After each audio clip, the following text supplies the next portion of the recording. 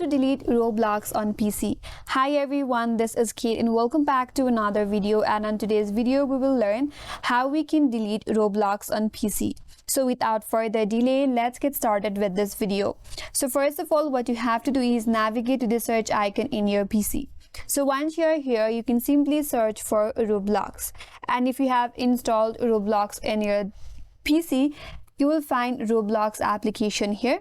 Now under this section you will have an option as uninstall. So all you have to do is click on uninstall for the Roblox. That's gonna take you to this application page. Here also you can search for the Roblox, and then next to the Roblox click on this three dot and here click on uninstall, and then after that the application will get deleted or uninstalled from your PC. And that's all for today's video. Hope this video was helpful, and if you're new to our channel, consider subscribing. Thanks for watching and stay tuned for more videos.